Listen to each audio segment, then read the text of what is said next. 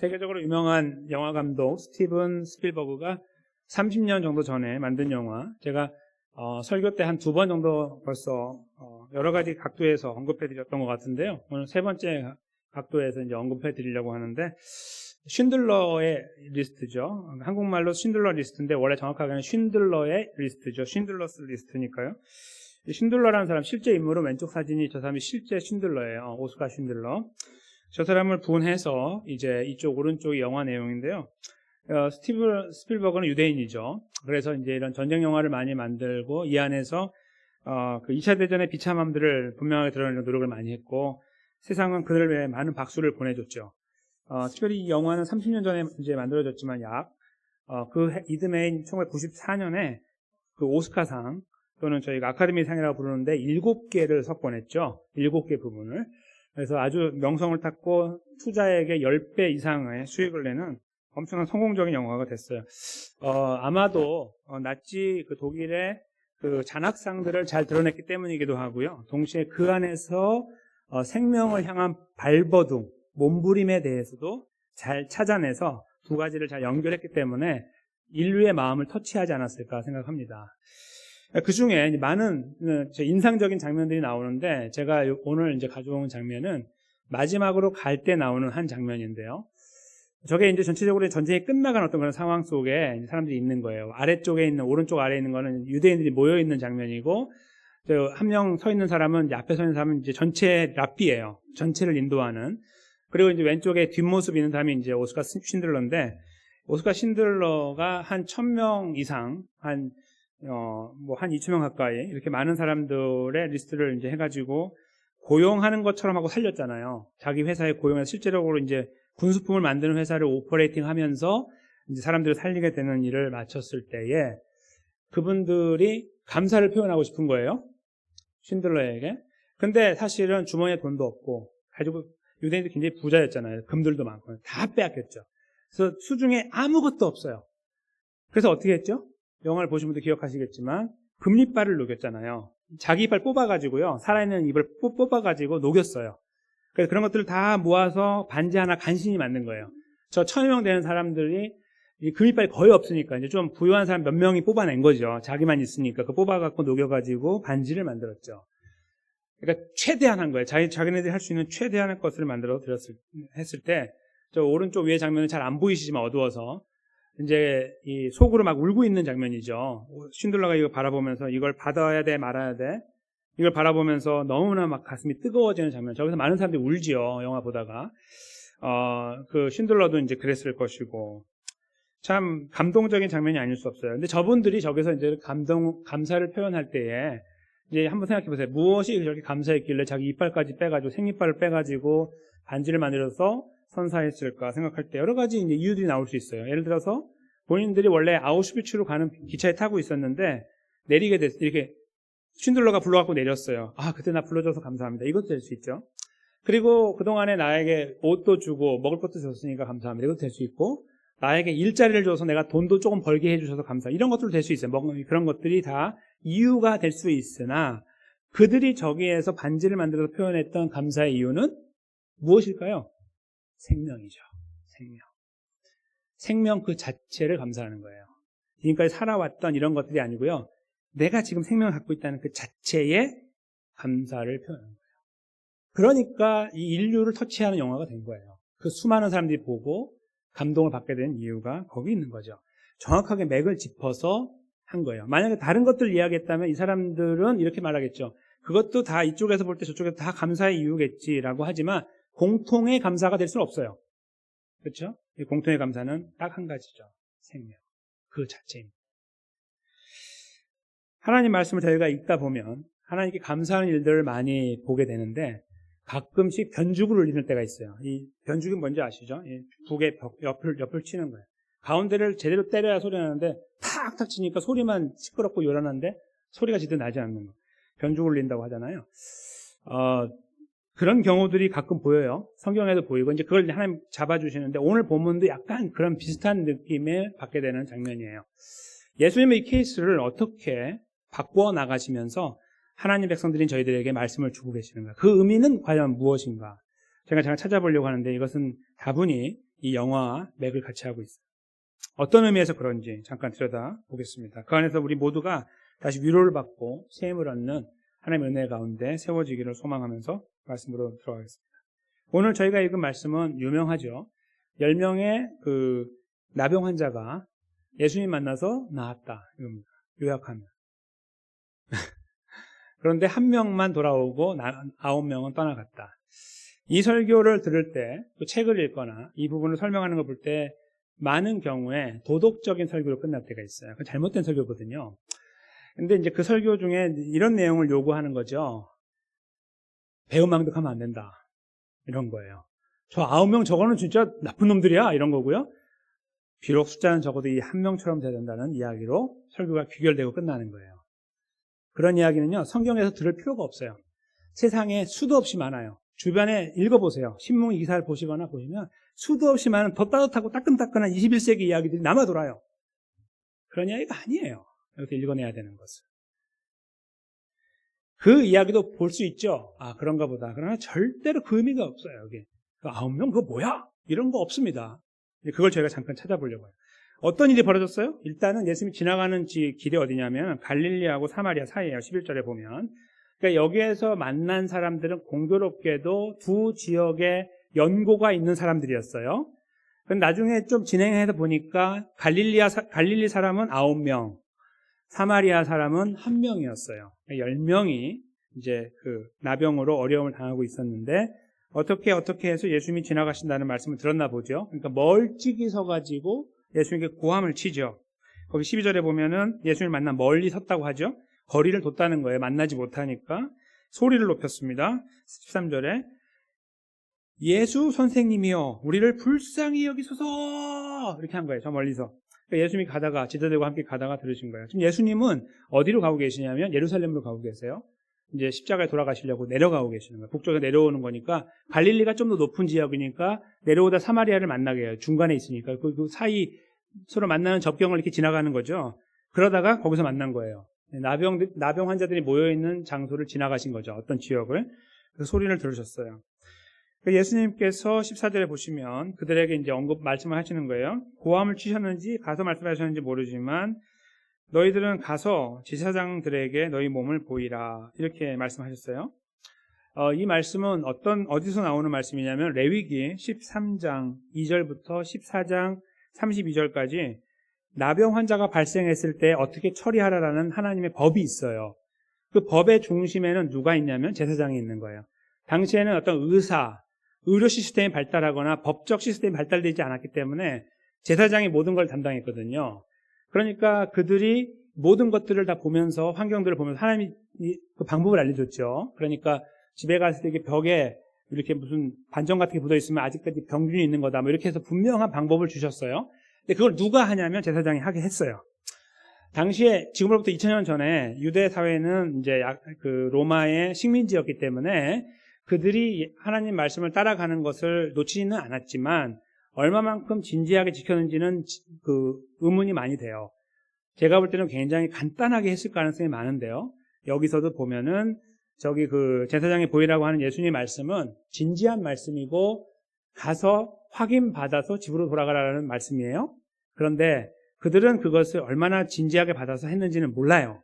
그러나 여하튼 예수님은 법을 따르려고 한 거예요. 당시에 법을 따라서 그들을 낫게 하려고 하신 거고 이 말씀의 뒷면에는 뭐가 있냐면 내가 너희를 낫게 하겠다라는 의미가 담겨 있는 거죠. 왜요? 낫지도 않았는데 제사장한테 가봐야 뭐해요? 그러면 다시 잡혀가지고 그 나병 환자들이 모여있는 곳에 다시 오게 돼요. 거기 나가는 자체가 불법이거든요. 거기 나가면 안 돼요. 나가서 거기 간다는 자체가 벌써 문제가 있는 거예요. 예수님 그 말씀 속에는 내가 너희를 낫게 하니까 가서 컨펌 받고 집으로 가라. 그런 의미가 함께 있다고 볼 수 있는 거예요. 그들의 필요를 채워주신 것이죠. 그래서 말씀에 보이는 것처럼 가다가 깨끗함을 받았어요. 가다가 몸이 바뀐 것을 10명이 경험하게 된 거죠. 15절에 그 다음 절이죠. 그 중에 한 사람이 자기가 나은 것을 봤어요. 큰 소리로 하나님께 영광을 돌리며 돌아왔어요. 누구에게요? 예수님께 돌아왔어요.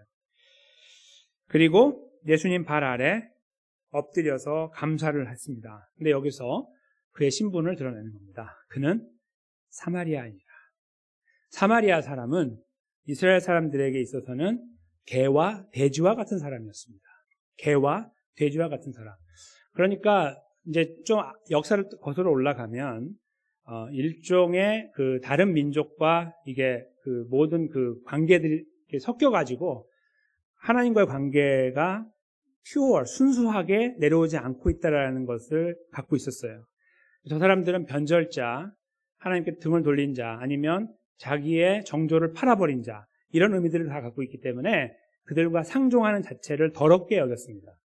그러니까 사마리아 사람들은 만약에 이스라엘 지역으로 오게 되면 자기 신분을 숨기고 가야지, 나 사마리아 사람이요 그러면 다 떨어져 나가는 거예요. 옆으로 비켜서는 거죠. 더러운 사람 이렇게 되는 거예요.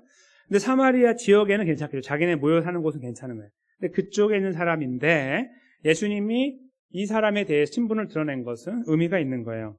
모두가 거들떠보지 않고 가치가 없어 보이는 사람이 돌아온 거예요. 예수님께.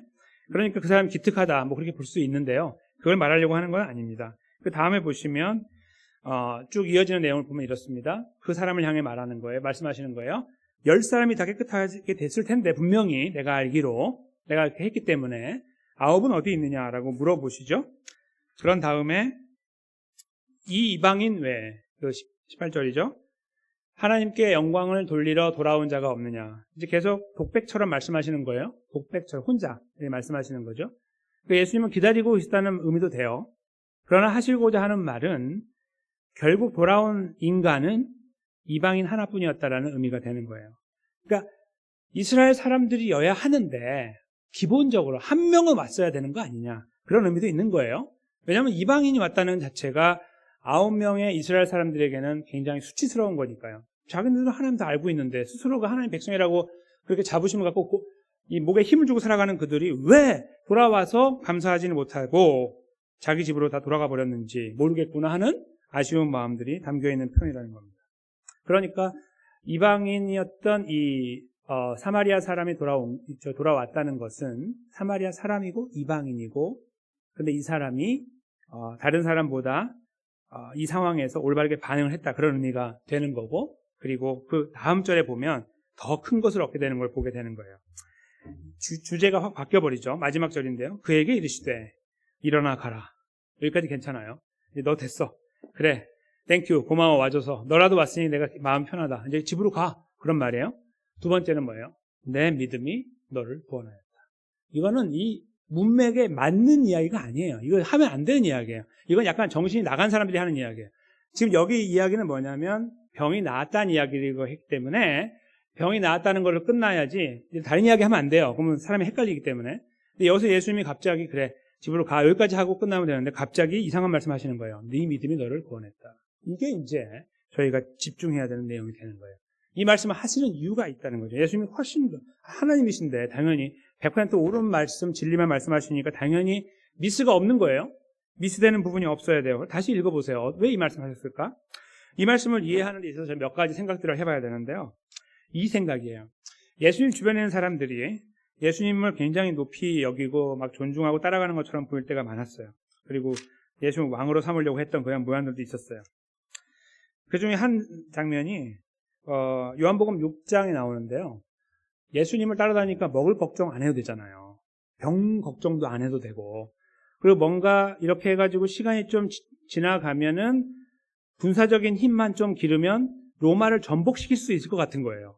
로마 저 정권을 전복시켜서 식민지에서 벗어날 수 있을 가능성을 충분히 본 거예요. 사람들이 다 계산을 하니까. 그러니까 예수님을 왕으로 삼으려고 했단 말이에요. 예수님이 거기에서 이런 말씀을 하세요. 그 이제 요한복음 6장 26절인데 제가 읽어드릴게요. 예수께서 대답하여 이르시되 내가 진실로 진실로 너희에게 이르노니 너희가 나를 찾는 것은 표적을 본 까닭이 아니요 떡을 먹고 배부른 까닭이로다. 이렇게 말씀하셨어요. 이게 무슨 말씀을 지금 하시는 걸까요? 일반적인 사람들의 생각을 말씀하는 거예요. 예수님을 찾는 이유가 뭐냐 이거예요. 왜 예수님을 찾냐 이거죠. 뭐 여러 가지 그 당시 처한 환경에 대해서 나는 애국자인데요, 나는 독립운동가인데요, 주님이 필요합니다, 이럴 수도 있지만 결국 예수님은 어떤 의미에서 그들의 가치가 있냐면 그들이 눈으로 보고 살로 경험하고 있는 이 현실 속에서의 필요를 충족해주는 충족자의 역할만 하는 거예요. 모두에게. 그러니까 배고픈데 밥을 주니까 와서 거기서 만족함을 얻고 떠나가고 다시 배고프면 또 오고 배부르면 다시 가고 이걸 반복하는 거예요. 예수님께서 그렇게 말씀하신 거예요. 너희가 나한테 오는 것은 미안하지만 잘못된 동기로 오는 거다. 예수님이 알고 계신다는 거예요. 지금 오늘 본문에서요. 이 9명이 여기 오지 않은 걸 놓고 9명을 도덕적으로 질책하면 안 되는 이유가 뭐냐면 그들이 지금 여기 이야기 나오지 않았지만 제사장에게 갔을 수도 있어요.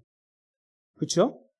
여기 예수님이 제사장들에게 가라고 했으니 가다가 나은 걸 보고 다 제사장에게 가느라고 못 왔을 수 있고 오히려 사마리아 사람은 그런 거 생각이 없으니까 그냥 왔을 수도 있어요.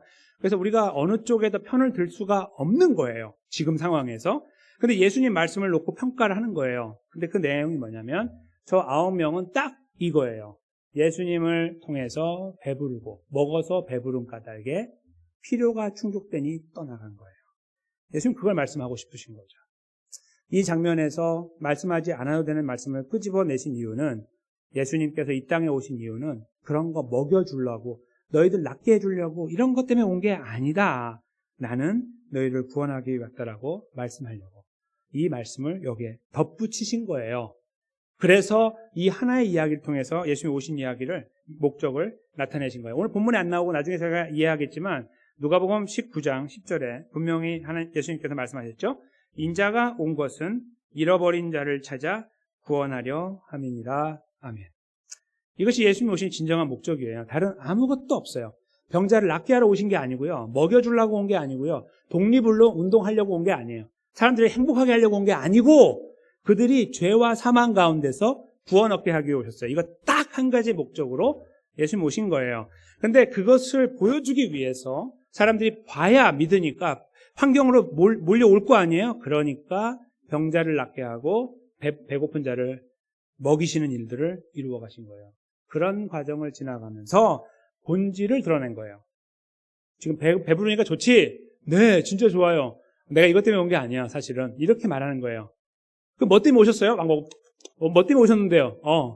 내가 너희들의 영혼을 구하러 왔어. 이렇게 말씀하시는 거죠. 못 알아듣건 알아듣건 관계없이 예수님 오신 일을 분명하게 드러나기 위해서 케이스가 발생할 때마다 그 찬스가 주어질 때마다 예수님은 이 부분을 드러내서 분명하게 나타내신 거예요. 아까 그 요한복음 말씀도 그런 거예요. 사람들이 모여있고 정말 든든해 보이죠?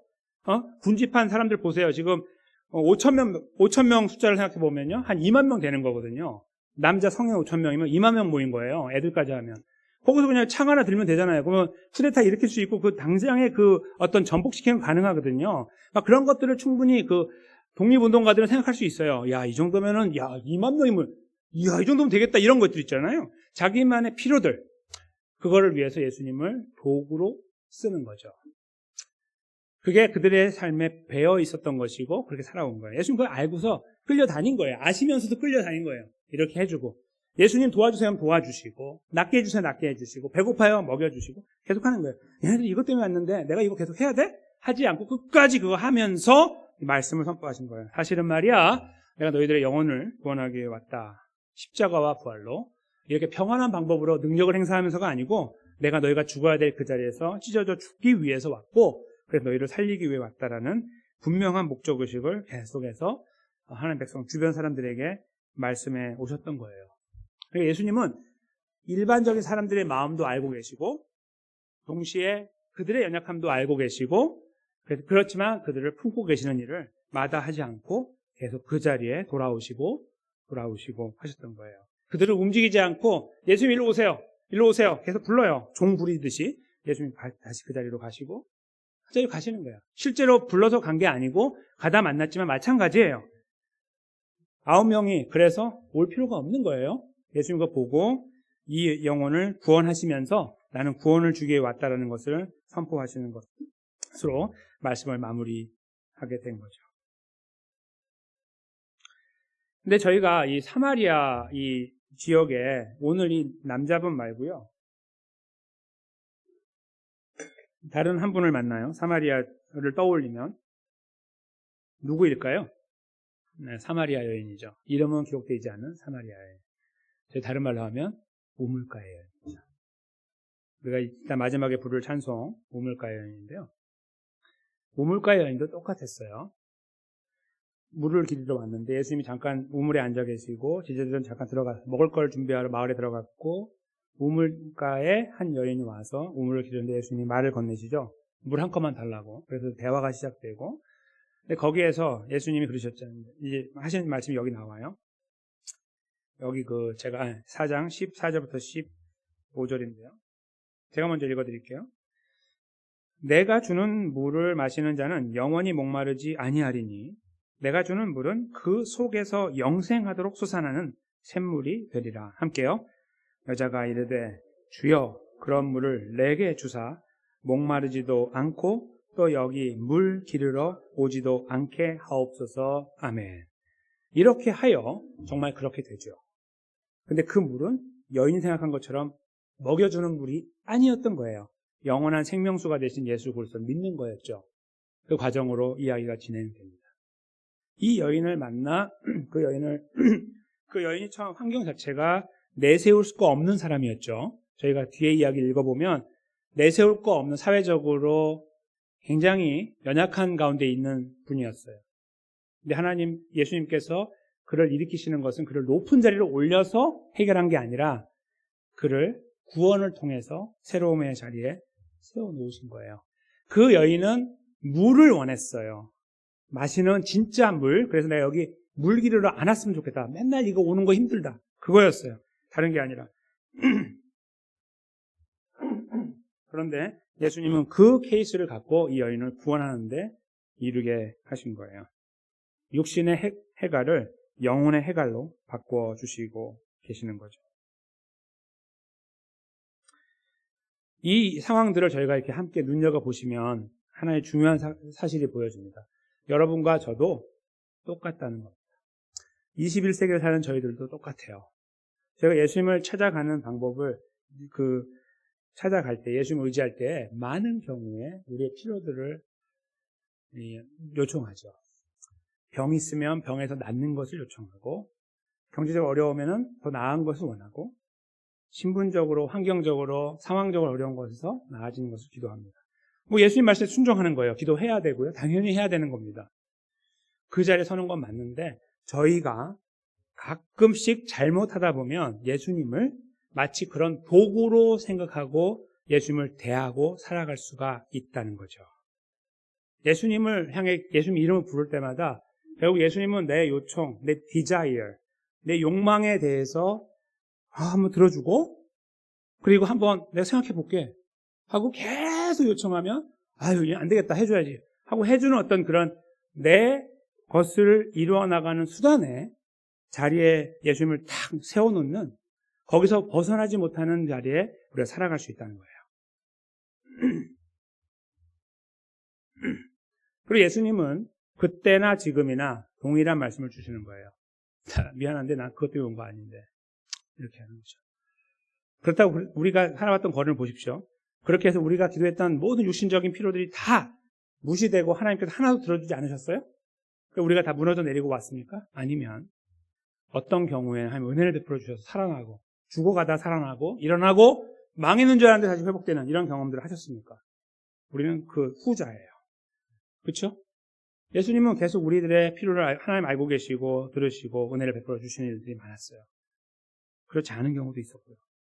그런데 중요하게 기억해야 되는 포인트는 여기에서 그런 것들이 예수님을 증명하는 것이 아니라는 거예요. 그런 게 나는 한 100가지가 있으니까요.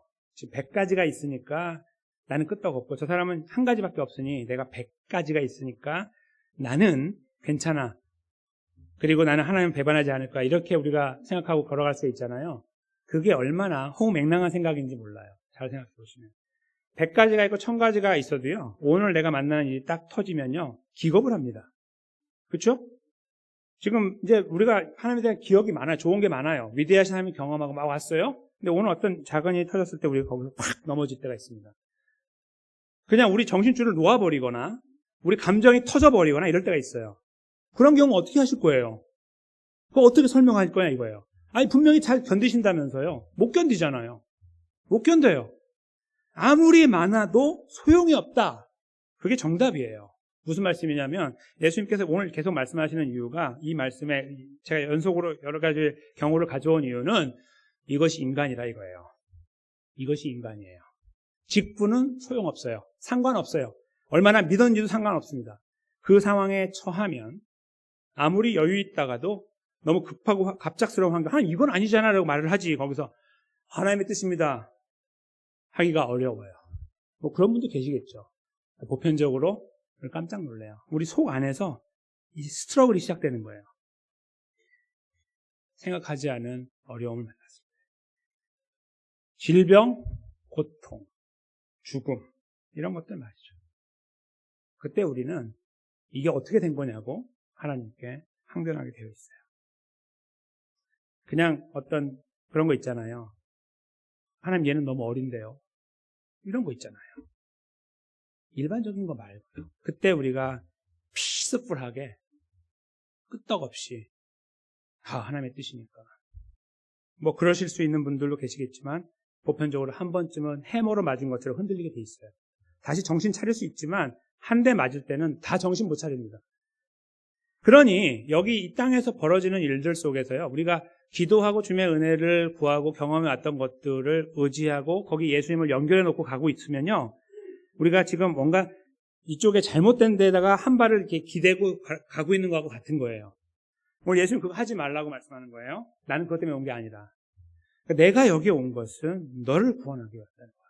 이 사실에 저희가 집중할 수 있어야 됩니다. 그 사실에 집중하면서 기도하고 구해야 돼요. 감사함으로 하나님께 알아요. 그럼 모든 지각에 뛰어난 하나님의 평강 우리의 마음과 생각을 지키신다고 하는 말씀처럼 우리가 그 안에 세워지게 됩니다. 근데 그것은 그 말씀이 우리에게 항상 예스라는 답을 줄 것이다. 열심히 기도하면 하나님 다 해줄 거야. 그 말씀이 아니에요. 사나 죽으나 잘 되거나 안 되거나 지금 우리가 예수님 안에서 무엇을 얻었는지를 집중하게 만들 때에 그것을 기억해낼 때 우리가 제대로 된 그리스도인의 삶의 자리에 서게 되는 거예요. 오해하지 않고 예수님을 내 마음대로 바꿔놓지 않고 그렇게 하지도 않았는데 내가 바꿔놓는 거잖아요. 내가 언제 그랬어? 이렇게 말씀할 거 아니에요, 예수님이. 예수님이 이렇게 해주셔야죠. 이렇게 저렇게. 예수님이 거기에 뭐라고 하시겠어요? 너 뭐야? 이렇게 말씀하실 것이죠. 근데 거기 우리 그렇게 살아가요. 그리고 요구하고 때로는 그것을 오래 가지고 있는 분도 있어요. 이 말씀을 분명히 말씀 속에서 세워지지 못하면 또 우리는 그리로 가거든요. 거기에서 헤매는 거예요. 거기에 붙잡힌 바 되고 사는 거예요. 거기에 하나님의 존재가 있다고 믿고 되나 안 되나 보자. 하나님 살아계시나 보자. 이렇게 하는 거죠. 예수님은 미안한데 나 그것 때문에 간 거 아니야. I'm sorry. 나 그것 때문에 간 거 아니야. 내가 너 살려줬잖아. 너 내 거고. 이 땅에서 영원히 살 거야? 기껏 해야 100년인데 그 다음에 어떻게 될 건데? 이거 말씀하시는 거죠. 내가 너를 죄와 사망에서 구원해서 너 내 거가 됐잖아. 나와 함께 영원히 있을 거잖아, 천국에. 이것만 예수님은 묵묵히 말씀하실 거예요. 미안하다, 내가 못 고쳐줘서. 이런 말씀이 아닙니다. 우리는 이걸 위해 살아가는 존재가 아니고 그것을 추구하는 존재도 아니에요. 제가 참 감사했던 거는요, 지난 수요일에 아침에 이제 제가 말씀을 계속 준비하고 있는데, 보통 제가 말씀을 주일 밤에 시작할 때도 있고 아니면 월요일에 시작하거나, 그런데 시작해가지고 이제 주일 말씀을 준비하기 시작해요. 그런데 수요일쯤 됐을 때 제가 어느 정도 이 오늘 전할 말씀의 전체적인 어떤 이 흐름을 가지고 있었어요. 이제 더 디테일을 연구해야 되지만 이 정확한 맥을 갖고 있던 상태에서 연락을 받은 거예요, 아침에. 그 카톡 받으시면 아시면 한 2시간 정도 남았다고. 그래서 달려갈 때 이 말씀을 가지고 갔습니다. 그리고 이민숙 집사님이 이제 산소 마스크를 쓰고 계셨고 소리를 낼 수 없는 상태, 눈은 총명하셨지만, 그래서 이제 그 가족들하고 예배를 드리면서 이 말씀을 전했어요. 물론 요약해서 말씀드렸지만 그 집사님이 예수님 믿는 이유는, 예수님이 집사님을 택하신 이유는 여기 있다. 오늘 이 말씀의 핵심을 나누었을 때 집사님이 입을 열어서 아멘 하셨어요. 2번. 소리는 못 들었는데요. 있는 힘을 다해서 입을 열었어요. 마스크 안에서. 그리고 저는 더 하나님께서 연명시켜 주실 줄 알았는데, 이제 그날 밤에 아시다시피 하나님께서 데려가실 때, 데려가신 다음에 다시 찾아갔죠. 그날 같은 날. 같은 날 말씀을 2번 전하게 됐어요. 한 번은 그분께, 한 번은 가족들께. 근데 그때 제가 다시 한번 말씀드린 거는 어머니이자 아내 되는 분께 나누었던 말씀을 기억하시라. 우리는 예수님을 그것 때문에 믿고 있는 것이다. 그 어떤 것도 아니다. 분명한 메시지를 전달했고 저는 정말 행복했습니다. 저 자신에게도 다시 리마인드하는 말씀이었습니다. 너는 무엇 때문에 예수님 믿고 있니라고 저에게 묻고 있는 말씀이었고, 이 말씀 속에서 예수님 말씀하시는 나는 너에게 영원한 생명을 주기 위해서 왔고 십자가에서 죽고 3일 만에 부활했다라는 예수님의 또렷한 음성을 다시 들을 수 있는 기회가 됐습니다. 저는 이 복음을 나누고 있으니 정말 행복하고 감사합니다. 어떠한 화려한 것도 필요 없습니다. 저는 나눌 자격도 없고 자신도 없고 내용도 없어요. 예수님의 저 초라한 십자가만 나눌 뿐입니다. 그분의 돌아가심과 부활하심만 나눌 뿐입니다. 그것이 우리에게 모든 것을 주었으니까요. 이 잠시뿐인 세상에서 잠시 기대다가 거기서 조금 더 허세 부리고 조금 더 많이 가졌네 적게 받았네 그거 가지고 서로 어깨 높낮이 조정하다가 아무것도 아닌 그것 때문에 거기 집중하다가 가는 것이 아니라 영원한 하나님의 나라에 들어가는 하나님의 백성이 됐다는 사실 때문에 감격하고 매일매일 거기에 감격하고 감사하고 내가 어찌 그 은혜 가운데 들어가게 됐는가를 매일매일 자기 스스로에게 물어보면서 하나님 제가 이거밖에 안 되는데 제가 되겠습니까? 전 자격이 없는데 어떻게 저를 하셨습니까? 라는 그런 아름다운 고백들을 계속해서 아버지 하나님께 연신 고백하는 그런 자리, 저는 그런 자리에 저희가 잘 설 수 있을 때 진짜 행복하지 않을까 생각합니다. 여러분 한번 생각해 보십시오. 그거 말고 무엇이 행복할까요? 그 행복을 우리가 제대로 담보하고 있잖아요. 딱 가지고 있잖아요. 지키고. 그랬을 때 주변 것들을 향해서 그 같은 시각을 하기 때문에 하나님께 거기 그 주변을 만져주시는 것까지 경험하게 돼요. 이 핵심을 붙잡고 있을 때. 이걸 붙잡으면 복 받는다 그런 말씀이 아니에요. 절대로. 그리고 그건 복이 아니고요. 사실은. 복이라고 정의하면 안 되는 거예요. 하나님 앞에 진실된 사람이 얼마나 빨리 하나님의 부름 받는 사람이 얼마나 많은데 세상에. 순교한 사람이 얼마나 많고. 절대로 그걸로 복을 따지면 안 되는 거예요. 절대로. 그게 아닙니다. 근데 이 사실 위에 우리가 서 있을 수 있을 때 우리 안에 몰려오는 잔잔한 기쁨은, 감사함은 세상의 그 어떤 것으로도 터치하지 못할 거예요. 해하지 못할 거예요. 자기 이빨을 빼가지고 감사를 표현했던 유대인들의 저 마음을 능가하여서 우리에게 이 땅에서의 잠깐의 생명이 아니라 영원한 생명을 허락하여 주신 예수 그리스도의 걸음을 우리 자신을 다시 한번 세워놓고 그 앞에 거기에 우리가 감사할 수 있는 시간들을 가졌으면 좋겠고, 그것이 우리 안에 있을 때 어떤 대단한 그리스도인이 되는 것이 아니라 그냥 묵묵히 하루하루를 살아가는데 거기서 만나는 여러 가지 소소한 일들 속에서 하나님 백성이라는 자부심에 마침표를 찍으면서 방점을 찍으면서 우리가 거기에서 하나님 백성의 걸음에 대해 진지하게 고민할 수 있는 걸음을 걸어가지 않을까 생각합니다. 사랑하는 성도님과 제가 그런 걸음을 걸어야 되지 않겠습니까? 우리 삶의 다양한 상황 속에서 많은 기도 제목들이 있는 가운데 그것도 우리가 하나님께 진지하게 올려드리는 가운데 거기에서 되냐 안 되냐의 문제가 아니라 그 근저에 있는 사실에 더 깊이 묵상하고 기뻐할 수 있는, 감사할 수 있는 그러한 하나님의 백성들로 우리가 세워질 수 있을 때, 특별히 2024년 감사의 시간들을 생각하는 어떤 이 시절 속에서, 시간 속에서 우리 안에 잔잔하게 밀려오지만 절대로 떠나지 않고 우리를 강하게 붙잡는 이 놀라운 이유들이 여러분과 저의 삶 속에 우리를 더 힘있게 세워나가는 이유로 자리 잡지 않을까 생각합니다. 그 은혜가 사랑하는 성도님과 저의 삶에 풍성하고 견고하게 이루어져 나가게 되시기를 예수님의 이름으로 간절히 축원합니다.